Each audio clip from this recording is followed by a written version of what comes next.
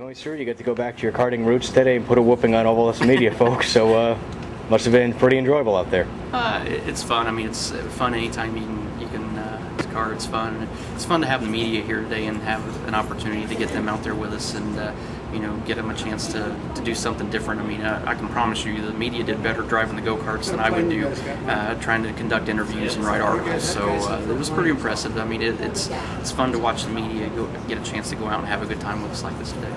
Jessica gave you a pretty good run for your money, pretty much the whole time up there. Yeah, she always does. So she actually ran a faster lap than me today. So there's no shame in that. I mean, we, that's why we got involved with her racing program to begin with, is because we know she can get the job done. So the hard part is just knowing that the rest of the day I'm going to have to hear about how much faster she was than me. So it'll make my day a lot longer now. And what's your involvement in her racing career at this point? We've been helping her out for a couple of years now with her sprint car program, and we learned about her a long time ago. We actually met at Chili Bowl probably 6 years ago in Oklahoma, and since then have been watching her career and heard about some races where our teams that run the full-time World of Outlaw series were at the same race she was at, and heard about how good a job she did, and realized that she just was doing it on less than a shoestring budget even. So to be able to get involved with her and help her out and help get her some cars and motors to help her, it's been fun to watch her go from just running regionally to starting to travel a little bit with different series and get better as she goes. Things have been kind of in the spotlight for you in the last week with your comments after Michigan, but it's got to be good, at least on the Tony Stewart racing side, to get 4 consecutive wins in World of Outlaws, including the Knoxville Nationals, and you continue that momentum into Edmonton for the weekend. Yeah, that's it's definitely exciting. Obviously, the Nationals is the biggest race of our year with those sprint cars, and Donnie did another great job, and Steve going and winning back-to-back the next week, and then Donnie winning on Tuesday here. So it's been a good month for Tony Stewart Racing, and really proud of our guys. I mean, all of our teams have been running good. Levi Jones and Brian Clausen have been running good on our USAC side, and Jessica's running good with her cars. So it's just more pressure for Ryan and I to get caught up to what those guys are doing, because they're holding up there, and Ryan and I just got to pick up our pace a little bit.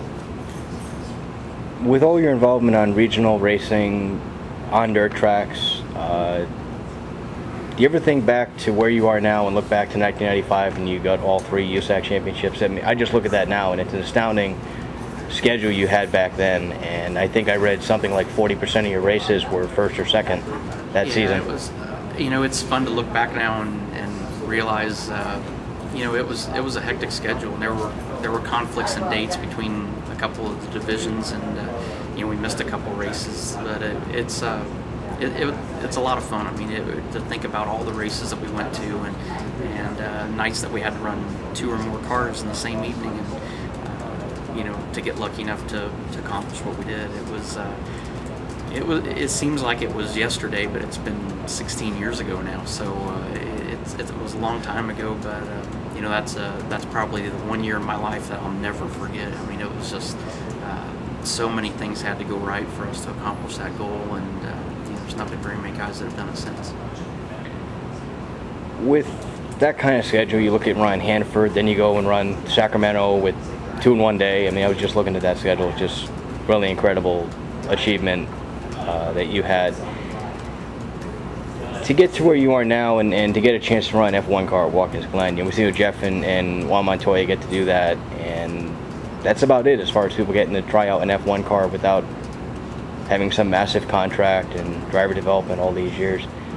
Was that just a dream come true? It just looked like a blast to drive that car. Yeah, and we only got a chance to run 4 laps, but that 4 laps lasted about 6.5 minutes, and I guarantee I've talked about it probably 5 hours since then, if not more. And it was cool. I mean, to look at the different types of cars in my career that I've got a chance to drive, and I mean, it's ranged from a monster truck one night, to go-karts all the way through, the Sprint Cup Series and Nationwide and trucks, to Indy cars, and getting the chance to do the seat swap with Watkins Glen and Lewis Hamilton in that F1 car.